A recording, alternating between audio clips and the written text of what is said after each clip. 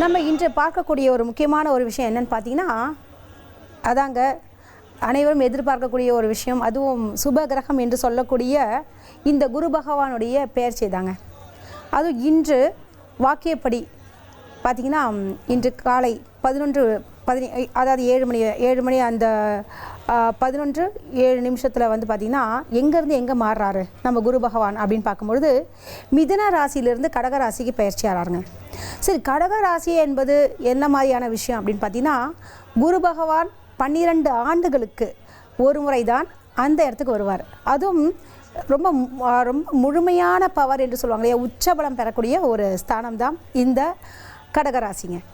இந்த இடத்துல குரு பகவான் என்று பெயர்ச்சி அடைகிறதுனால என்னென்ன ராசிகாரர்களுக்கு எப்படிப்பட்ட ஒரு பலன்கள் அமையும் என்ற விஷயத்தை தான் நம்ம இப்போ பார்க்க போகிறோம். அதுவும் பொதுவாகவே குரு என்றாலே அப்படின்னு பார்த்தீங்கனாலே என்னென்னா, அதாவது மாதா பிதா குரு தெய்வம். அப்போ குருக்கு எவ்வளோ ஒரு மகத்துவம் இருக்குன்றது அந்த ஒரு விஷயத்துலேருந்தே நம்ம தெரிஞ்சுக்கலாம். சரிங்க, குரு என்றாலே என்ன? ஒரு நல்ல ஒரு வழிகாட்டி, ஒரு ஆசிரியர், நல்ல குணங்கள், இது மாதிரியான அம்சங்கள் கொண்டது தான் குரு தான். அதே மாதிரி ஒரு ஜாதகத்தில் எடுத்து பார்த்தீங்கன்னு வச்சுக்கோங்களேன், அதாவது ஒரு சிலருக்கு வந்து செவ்வாய் தோஷம் இருக்கும், நாகதோஷம் இருக்கும், அல்லது குடும்பஸ்தானம் வந்து நீச்சமாக இருக்கும்.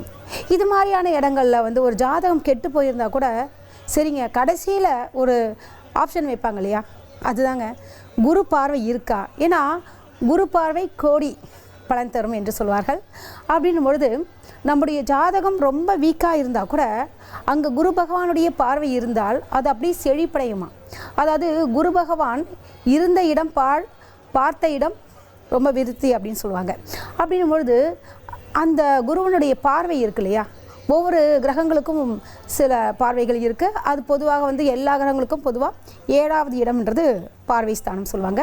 ஆனால் குரு பகவானுக்கு ஒரு ஸ்பெஷல் விஷயம் என்னென்னு பார்த்தீங்கன்னா, 5ஆம் இடம், 7வது இடம், 9வது இடம், இந்த 3 இடங்களில் வந்து குருவோடைய பார்வை விழும்பொழுது ரொம்ப விசேஷமாக கருதப்படுது.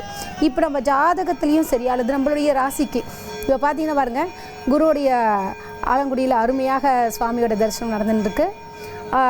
இந்த நாளை வந்து ரொம்ப நல்லபடியாக பூஜித்து கொள்ளுங்கள். நீங்கள் நினைத்த எண்ணங்களை வந்து, அதாவது என்னென்ன காரியங்கள் வந்து நமக்கு சித்தி ஆகணுன்ற விஷயத்த இப்போ நீங்கள் மனதார நினைத்து வேண்டிக்கிட்டீங்கனாலே பல விஷயங்கள் உங்களுக்கு நடக்கும். சுவாமிகிட்ட நல்ல ஒரு சொல்லுவாங்க இல்லையா, ஒரு சங்கல்பம் வைத்து இன்று பூஜிங்க, நல்லதே நடக்கும். சரிங்க, இந்த குரு வந்து எந்தெந்த ராசிக்காரர்களுக்கு மிகவும் சிறப்பாக இருக்குன்றதை பார்க்கலாங்க. ஃபஸ்ட்டு வந்து பார்த்திங்கன்னா, இப்போ மேஷ ராசி அன்பர்களுக்கெல்லாம் 7.5 சனி நடந்துகிட்ருக்கு. அவங்களுக்கெல்லாம் ரொம்ப கஷ்டப்பட்டுருப்பாங்க. என்னடா அது நமக்கு 7.5 ஓடிட்டுருக்கு, எப்படி இருக்கும் இந்த குரு பயிற்சி அப்படின்னும்பொழுது, இந்த ரொம்ப வெயில் காலத்தில் ஒரு வறண்ட பாலைவனத்தில் அந்த மழை துணி வந்தால் எப்படி இருக்குமோ அது மாதிரி தாங்க இந்த குரு வந்து 4வது இடம் என்று சொல்லக்கூடிய சுகஸ்தானத்திற்கு வரதுனால மேஷராசி அன்பர்களுக்கு பல விஷயங்கள், தடைப்பட்ட விஷயங்கள் எல்லாமே சக்ஸஸ்ஃபுல்லாக கூடிய விஷயமாக இருக்குங்க. 4வது இடம் என்று எதை குறிக்கிறது அப்படின்னு பார்த்தீங்கன்னாலே சுகஸ்தானத்தை குறிக்கிறது.